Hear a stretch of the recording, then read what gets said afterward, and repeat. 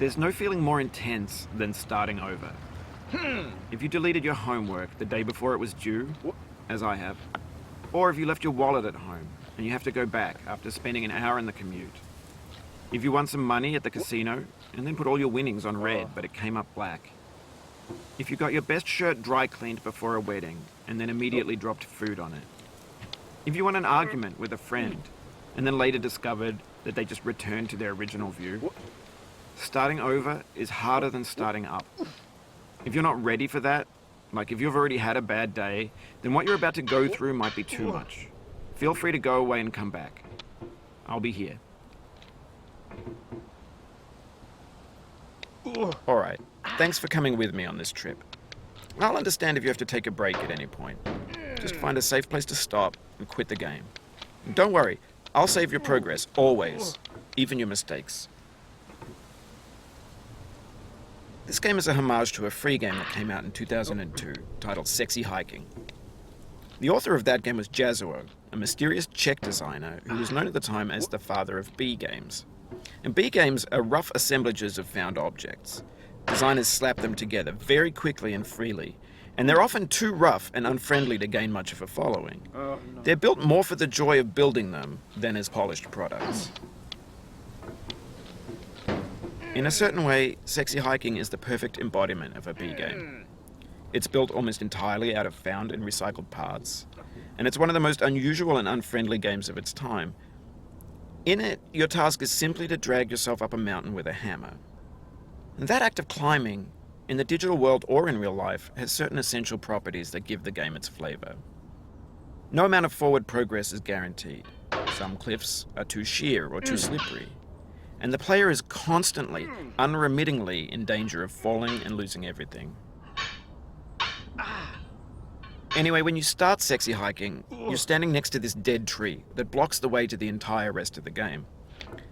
It might take you an hour to get over that tree, and a lot of people never got past it. You prod and you poke at it, exploring the limits of your reach and your strength, trying to find a way up and over. And there's a sense of truth in that lack of compromise. Most obstacles in video game worlds are fake. You can be completely confident in your ability to get through them once you have the correct method or the correct equipment or just by spending enough time. In that sense, every pixelated obstacle in Sexy Hiking is real.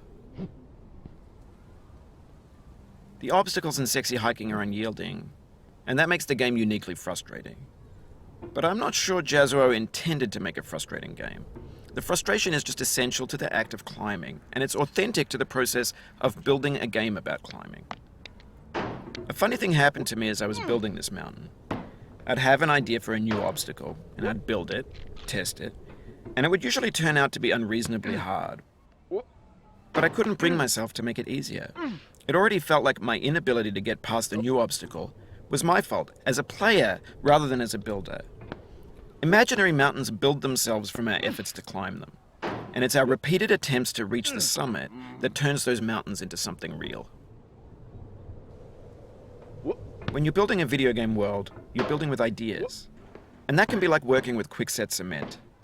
You mold your ideas into a certain shape that can be played with, and in the process of playing with them, they begin to harden and set until they're immutable, like rock. And at that point, you can't change the world. Not without breaking it into pieces and starting fresh with new ideas.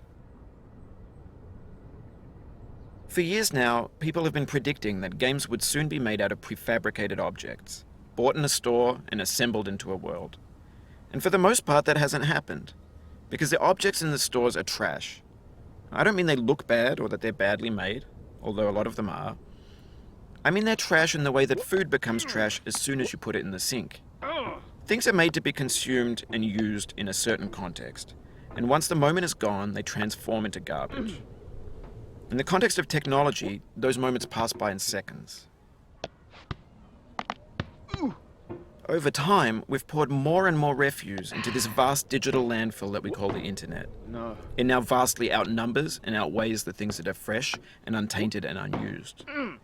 When everything around us is cultural trash, trash becomes the new medium, the lingua franca of the digital age. And you can build culture out of trash. But only trash culture. B games, B movies, B music, B philosophy. Maybe this is what digital culture is. A monstrous mountain of trash, the ash heap of creativity's fountain. A landfill with everything we ever thought of in it. Grand, infinite, and unsorted. There's 3D models of breakfast, Gen X's fanfic novels, scan magazines, green screen Shia LaBeouf, banned snuff scenes on LiveLeak. Facebook's got lifelike bots with unbranded adverts and candid shots of Kanye and Taylor Swift mashups, car crash epic failed GIFs, Russian dashcam vids, discussions of McRibs, discarded, forgotten, unrecycled, muddled, rotten, untitled. Everything's fresh for about 6 seconds, until some newer thing beckons, and we hit refresh. And there's years of persevering, disappearing into the pile, out of style, out of sight. In this context, it's tempting to make friendly content that's gentle, that lets you churn through it but not earn it. Why make something demanding if it just gets piled up in the landfill, filed in with the bland things? What? Oh. What? Oh. What? What? What? What?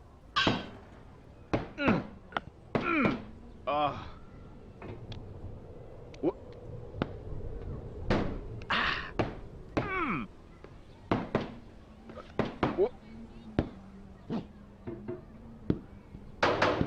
Oh, you just lost a lot of progress. That's a deep frustration, a real punch in the gut. No.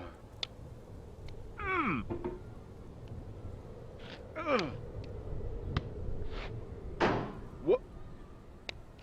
Oh, no.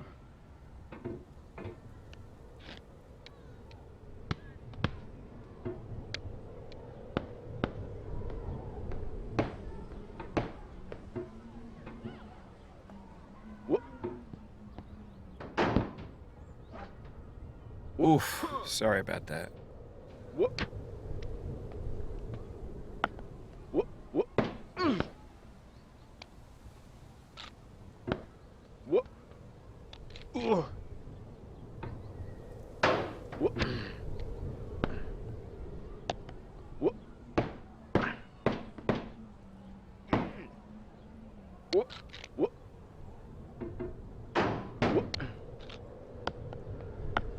What?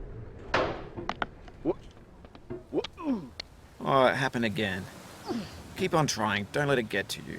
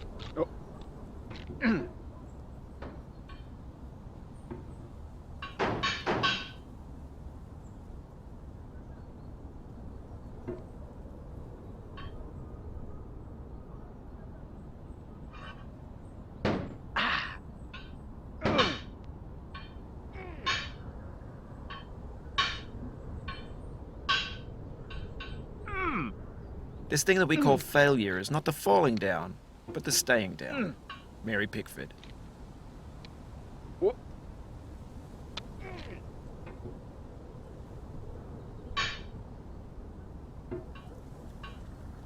Whoop.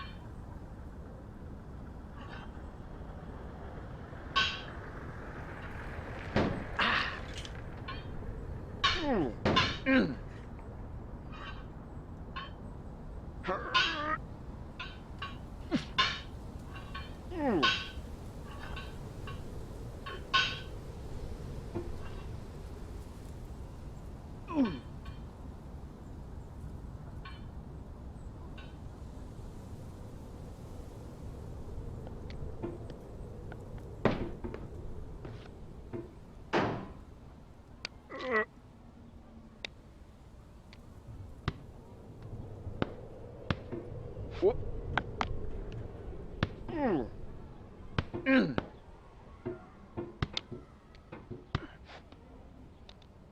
Whoop.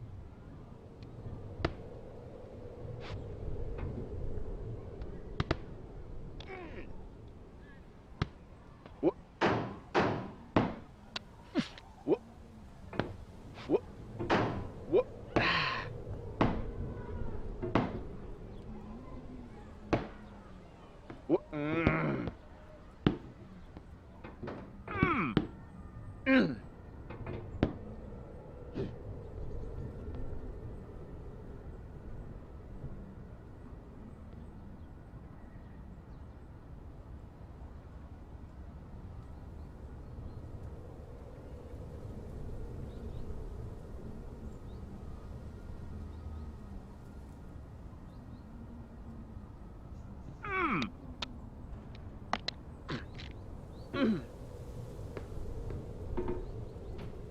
Whoop.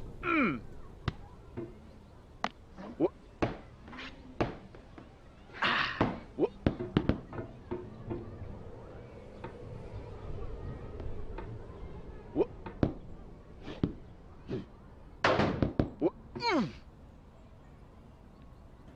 Whoop.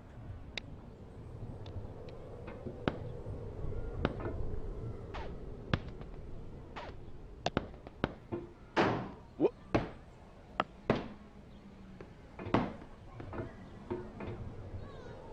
Whoop.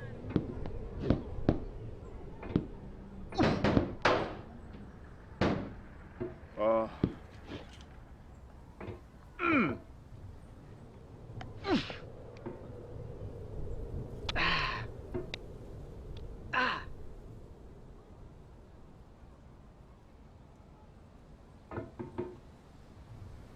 Ugh.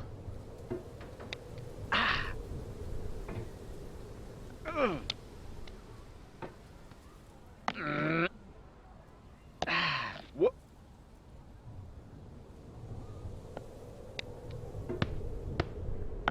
Whoop. Whoop. Whoop.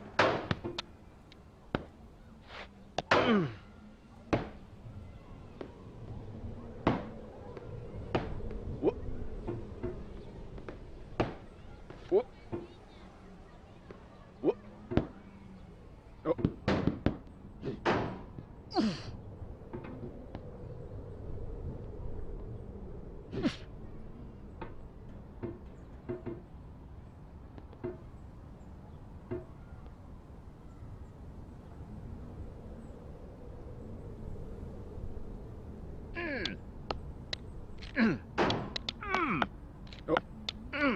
Whoop. Whoop.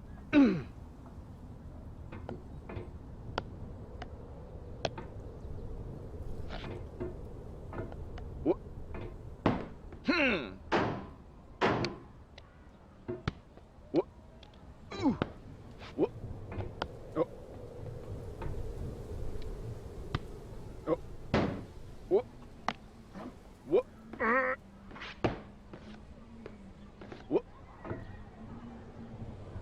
Whoop. Whoop.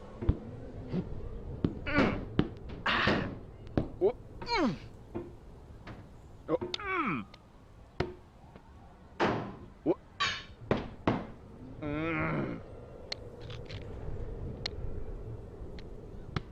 Whoop. Whoop.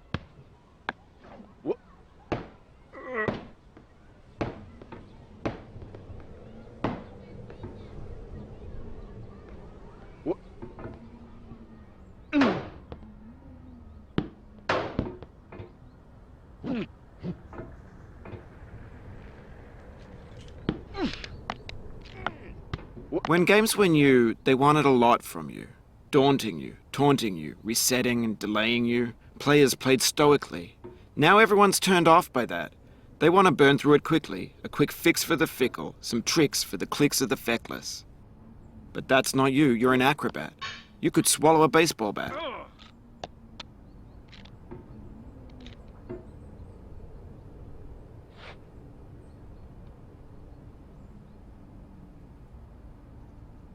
What?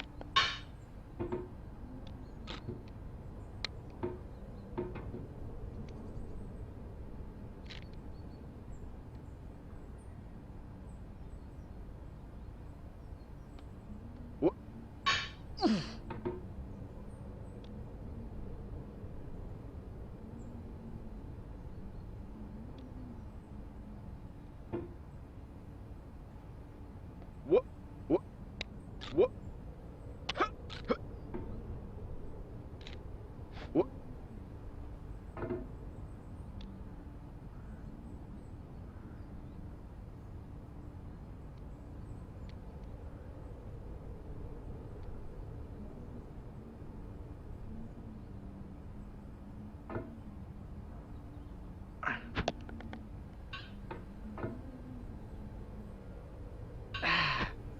Now I know, most likely you're watching this on YouTube or Twitch, while some dude with 10 million views does it for you.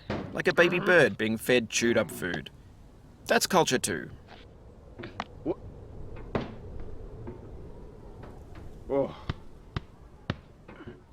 What? What?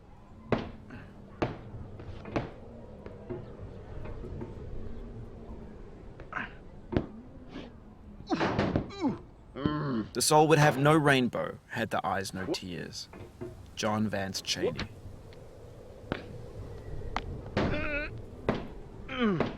No. What?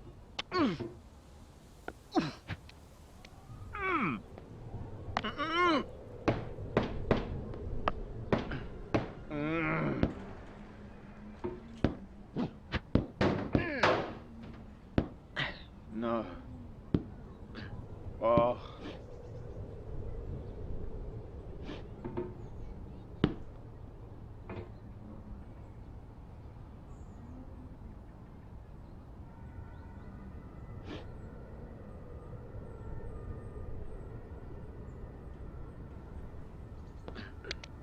The pain I feel now is the happiness I had before. That's the deal. C.S. Lewis. What? What?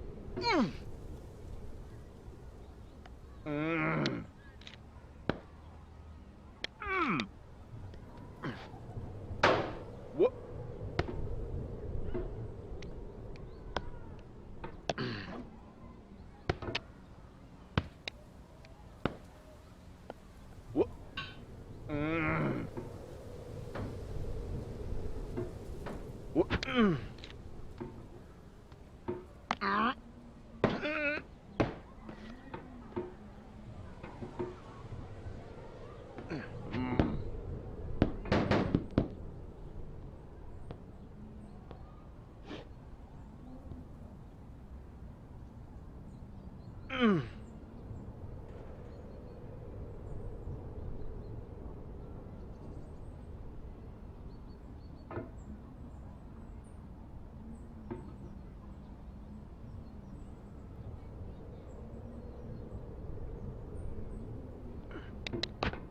What? I feel within me a peace above all earthly dignities, a still and quiet conscience. William Shakespeare.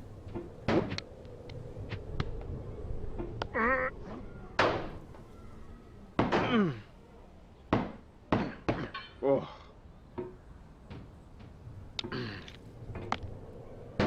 What? What? What?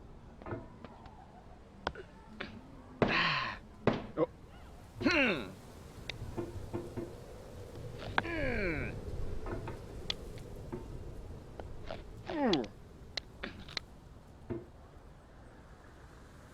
What?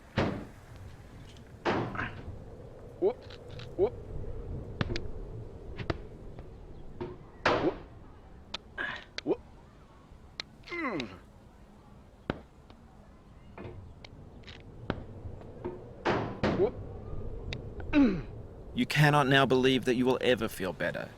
But this is not true. You're sure to be happy again, and knowing